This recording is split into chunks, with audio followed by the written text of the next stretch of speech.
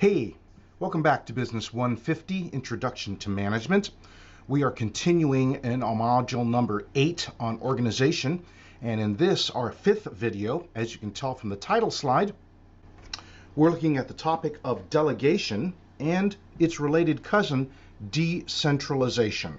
That's what we're looking at here, video number 5. How is it that authority actually gets distributed, and how wide should you distribute it? That's sort of the questions we're asking with these two topics. And at the end of this video, we hope you'll be able to describe the relationship between delegation and decentralization, ways to distribute and use authority and responsibility, and when we consider decentralization, describe what strengths it has for employee development. So, let's get started.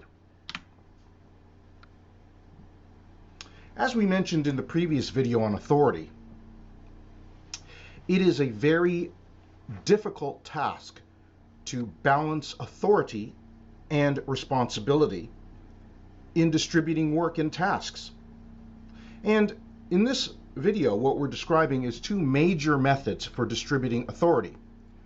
One is delegation, and the other is decentralization.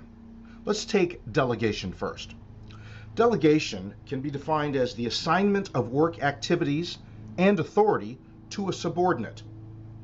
So as a manager, you have decided that this task needs to be performed and completed, and so rather than you taking it on, you distribute it to one of your subordinates. That is the process of delegation, the assignment of work activities and authorities.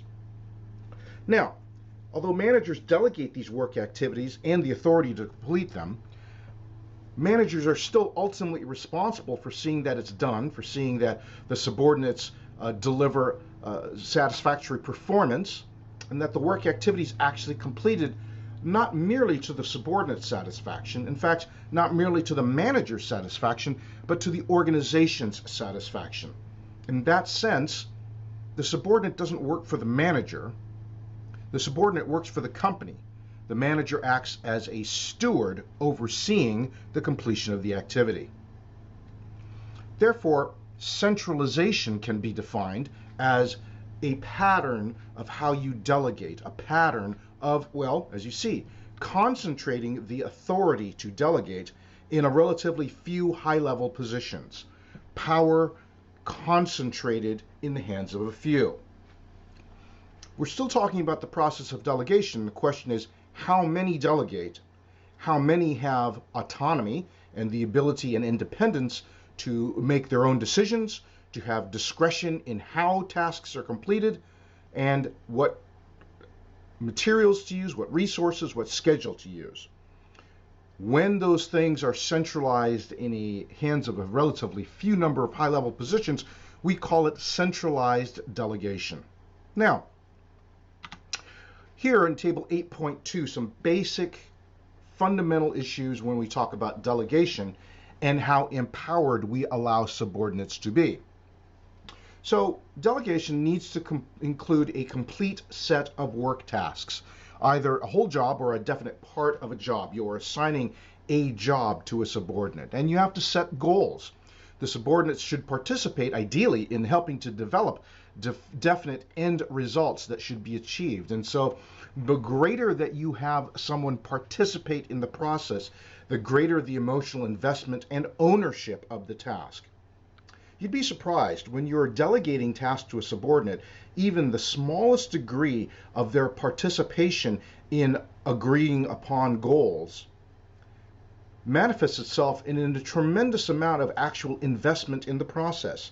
And so wherever possible, the best practice would be suggested for managers to involve and allow subordinates to participate in the process. Now, included in the authority must be the responsibility. You have to inform the subordinate and others that the subordinate has the right and is accountable to make the decisions for specific work activities. Now, what's missing in this table 8.2, it's hinted at in the next bullet point, that you also have to provide information that subordinates should receive all the data relevant to newly assigned job tasks, but it goes further than that. One of the things that managers have to deliberately make sure is accomplished is that access and authority over all the resources needed for the subordinate to complete the task are adequately handed over to the subordinate. It's unfair to hold your subordinate accountable for the completion of a task if you haven't also given him all of the access to all the necessary resources and the authority to procure them. Both go hand in hand. Then the last bullet point, frequent communication. Perhaps that's the most important bullet point in this entire table. The subordinate should maintain constant and regular communication with the manager on the status of work and assigned job tasks, and so there's no surprises, right? The last thing a manager needs or wants is for a subordinate to, at the last minute, surprise him with an unexpected surprise status update. Oh, things are going to be delayed. Oh, things aren't getting done. Oh, 2 days ago, I tried to get access to the resources and they weren't there. Well, why didn't you let me know then, right? Nobody wants to deal with the surprise. Most of us can deal with unexpected results if we have a time enough to adjust for them from a business perspective. Nobody wants to deal with surprises that we don't have adequate time to adjust for. Well, those are some basic issues in delegation. Of course, there's more, right? When we talk about the whole concept of employee empowerment, then there are ways to delegate tasks in such a way that subordinates feel they really are responsible and have ownership over the process. You can, for instance, directly tie results to favorable performance reports. You can encourage them that the completion of these kinds of tasks are what equips them with experience and education for future promotions. You can show them and draw the dots between points on how this type of job leads to higher and greater responsibility in the future. All these kinds of things, right, provide a sense of growth and empowerment for employees. And there is one other thing that also provides this sense of growth and empowerment, and that is decentralization. We can define decentralization, as you see there, as when authority is dispersed to several different positions at various levels in the organization. You can see decentralization as exactly the opposite principle to centralization. Rather than concentrating authority in the hands of a few, it is distributing it out and dispersing it to several positions at different levels in the organization. What are some of the advantages of decentralizing authority? It frees up managers from some lower level repetitive tasks so that we are then free to pursue other things that need our attention. It provides opportunities for employees below you to develop new skills and master additional tasks. And that also informs the previous topic we were talking about in terms of job enrichment, job enlargement, right? So when you decentralize authority and give and empower lower level subordinates to also have decision-making power, you are providing opportunities for them to grow. Decentralization also speeds information processing and decision-making because fewer levels of employees are involved. It's faster if you allow the worker who's actually dealing with the decision to make the decision rather than having to pause, check upstairs, hope that the boss is in, hope the boss makes a quick decision, and only then to be able to proceed with what you knew at the whole time was the right way to do it. But in a centralized system, manager permission is needed. In a decentralized system, authority is dispersed down to the folks at the line in many cases so they can make the decision and keep things moving quickly.